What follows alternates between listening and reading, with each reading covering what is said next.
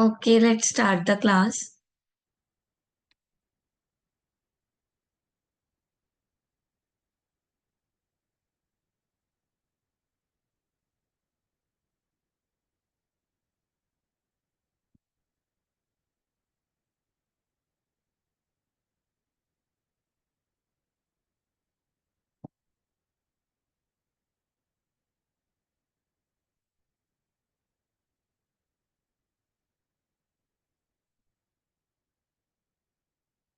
Move to chapter 10, International Organization and Monetary System.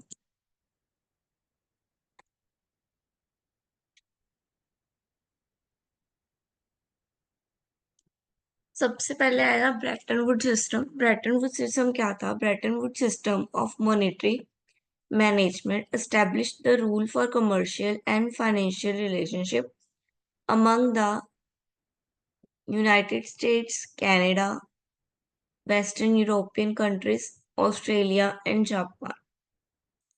After the 1944 Bretton Woods Agreement, the Bretton Woods system was the first example of a full negotiated monetary order intended to govern monetary relations among independent states.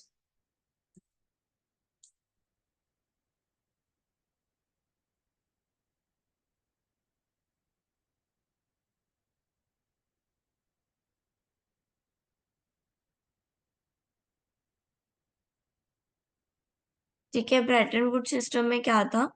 पहले उसको वो gold में change करते थे, then वो आगे हम उसको मतलब अलग अलग कंट्रीज के साथ डील कर सकते थे।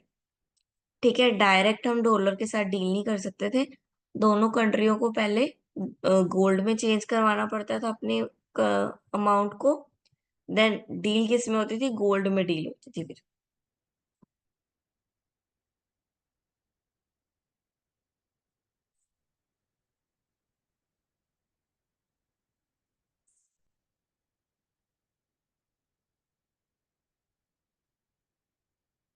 समझ आ गई पैटर्न वुड सिस्टम में क्या था? ये देखो, गोल्ड में चेंज कराते थे या डॉलर में, यही दो चीजें चलती थी बस। इसके अलावा कोई चीज नहीं चलती थी, मतलब सबको अपनी करेंसी को या तो डॉलर में, डॉलर से गोल्ड चेंज करवाना पड़ता था, देन वो आगे डील करते थे।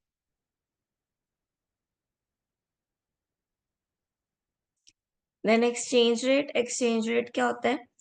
Value of one nation currency versus the currency of the other nation और इकोनॉमिक जोन। ठीक है, ये तो आप समझ ही गए हो एक्सचेंज रेट क्या है। जिस रेट पे एक्सचेंज हो रहा है, ठीक है, दो कंट्रीज के बीच में, दो कंट्रीज के बीच में जब चेंज होता है तो दोनों की करेंसीज अलग अलग होती है। तो एक करेंसी की वैल्यू दूसरी करेंसी के मुकाबले कितनी है, तो हमें उतना देकर एक्सचेंज करना पड़ेगा। लाइक इंडिया और अगर यूएस में एक्सचेंज करे, ठीक है, मतलब इंडियन करेंसी लाइक रुपीस और डॉलर आपस में अगर हम एक्सचेंज करें, तो अगर हम 1 रुपए देते हैं तो हमें डॉलर नहीं मिलेगा, और अगर हम 80 रुपीज देते हैं तो हमें $1 मिलेगा सिर्फ। क्यों? क्योंकि दोनों की करेंसी में फर्क है।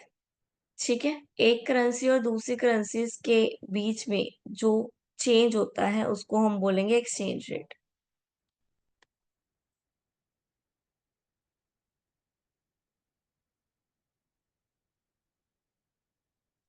फॉरेन एक्सचेंज रेट कितनी तरह के हैं? 4 तरह के होते हैं। फिक्स्ड, फॉरवर्ड, स्पॉट और फ्लोटिंग, चारों पड़े हुए हैं। फिक्स यानी कि जो फिक्स होता है, एक रेट फिक्स कर दिया हमने।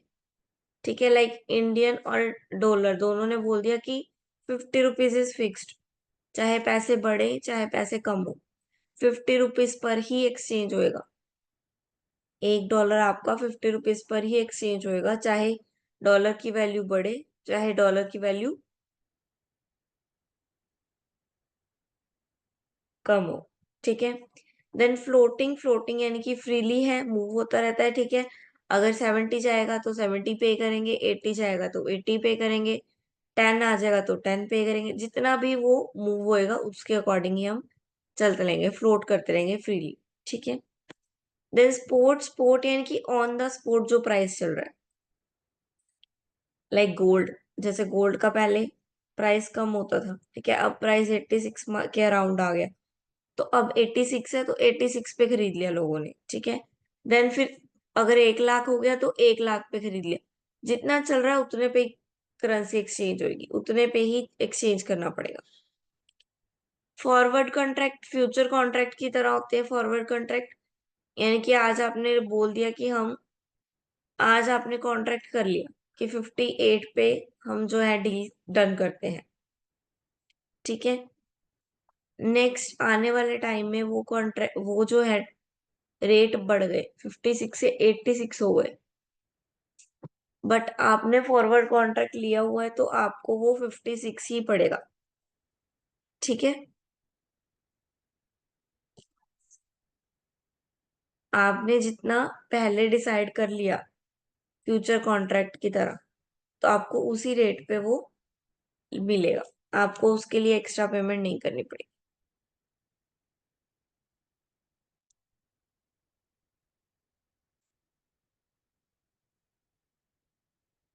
जो इंटरेस्ट रेट को इफेक्ट करते हैं वो कौन कौन से फैक्टर हैं? सबसे पहले इंटरेस्ट रेट खुद ही, ठीक है।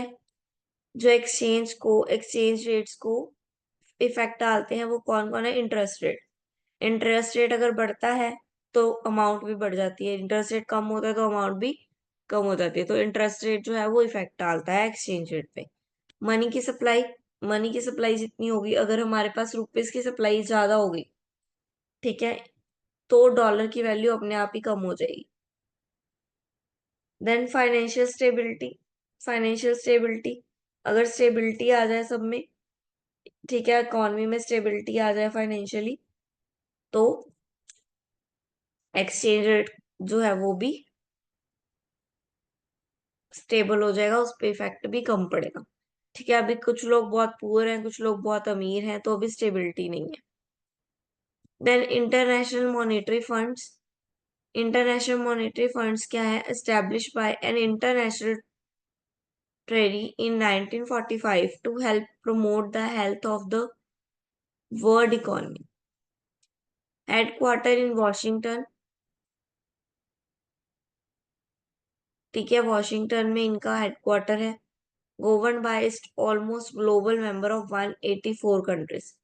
184 कंट्रीज के मेंबर जो हैं वो इसमें इंक्लूडेड है, वो इसको चला रहे हैं, ठीक है। ये क्यों बनाई गई है? हेल्थ के लिए, लोगों की हेल्थ पे ध्यान देने के लिए, ठीक है। सबसे पहले 1944 में आई थी, कॉन्फ्रेंस हुई थी ब्रिटेन वुड में, ठीक है, यूएसए में, जिसमें 44 गवर्नमेंट अग्री हुई थी, मतलब 44 कंपनीज, 44 कंट्रीज थी स्टार्टिंग में, ठीक है। देन उन्होंने एक्टिविटीज की और प्रमोट किया, जिसकी वजह से फिर IMF come into existence in 1945 with first 29 countries। कितनी कंट्रीज के साथ स्टार्ट हुई थी? 29 से स्टार्ट हुई थी और अब 189 हो गई है इसमें इंक्लूडेड, ठीक है। क्या काम है इनका?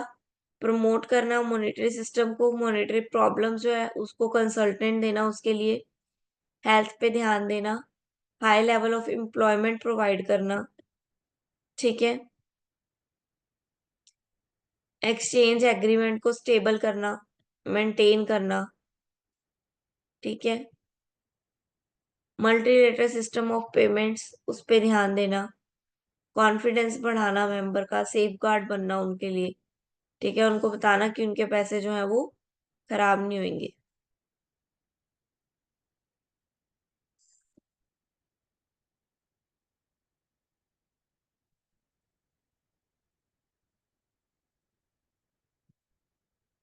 देन वर्ल्ड बैंक क्या है? वर्ल्ड बैंक लार्जेस्ट सोर्स है फाइनेंस का, ठीक है, और नॉलेज का, मैं अपने ही मेंबर्स के लिए, जो कि हेल्थ कंडीशन को इम्प्रूव करता है, वाटर एंड इलेक्ट्रिसिटी प्रोवाइड करता है, डिसीजेस से लड़ने की हेल्प करता है, और इन्वायरमेंट को प्रोटेक्ट करता है।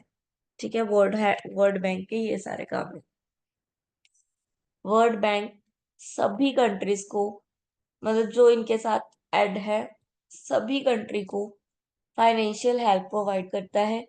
ठीक है, और इन्वायरमेंट में कुछ अगर मिस हैपनिंग हो जाती है इन्वायरमेंट की वजह से, ठीक है, लाइक फ्लड कुछ भी आ जाता है, तो उन कंट्रीज में भी हेल्प प्रोवाइड करता है। फूड, इलेक्ट्रिसिटी, ठीक है, सब कुछ प्रोवाइड करता है वर्ल्ड बैंक। 1944 में 17 कंट्रीज थी, इसमें सिटीज थी, इंगेज हुई थी। ठीक है, देन 44 कंट्री ने साइन किए फाइनल एग्रीमेंट पे, एग्री हुए मतलब कि।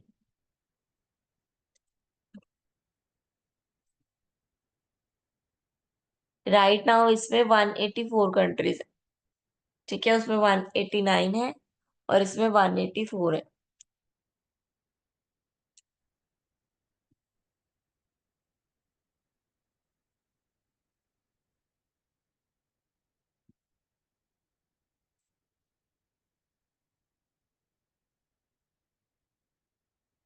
India become Indian financial minister sir the first economic adviser to the government of India, sir R K Shetty, later independent India first financial minister.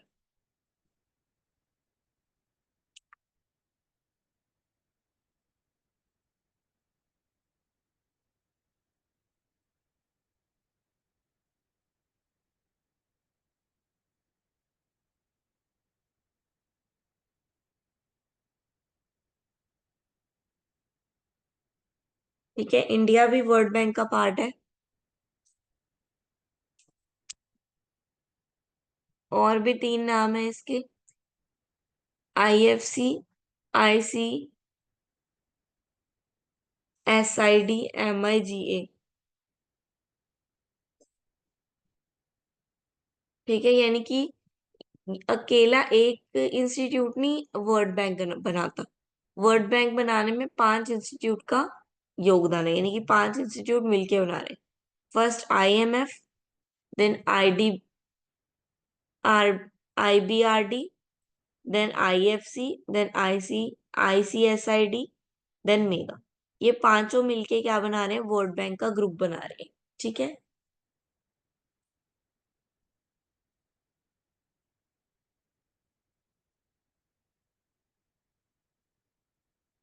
ठीक है, इंडिया जो है चारों का पार्ट है, बस एक डिस्प्यूट वाले का पार्ट नहीं है इंडिया। ठीक है, हमारा इंडिया एक डिस्प्यूट वाले का पार्ट नहीं है, बाकी चारों में इंडिया जो है एज अ कंट्री जो है इनका पार्ट है। ठीक है, मतलब 189 जो आपने कंट्रीज पढ़ी थी उसमें भी एक इंडिया भी है।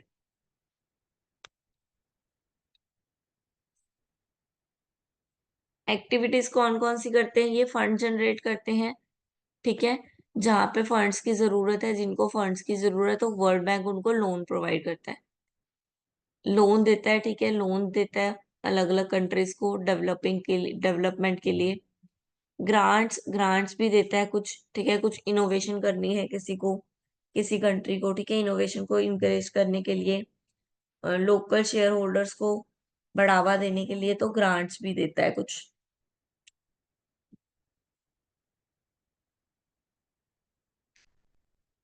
बेसिक फैक्टर क्या है इसके बारे में, ये 1944 में आया था ब्रेटन वुड में।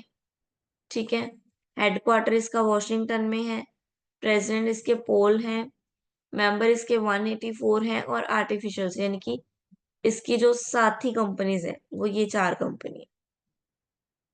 अब 4 रह गई हैं। ठीक है,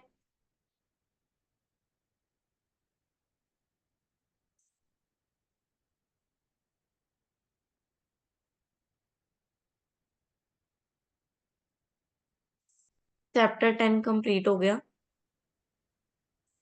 किसी को कोई डाउट है?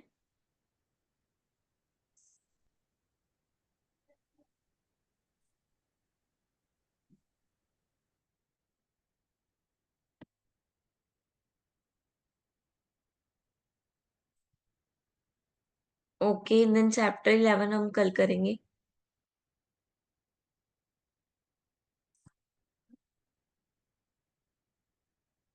कल भी अगर कोई क्लास ना हुई,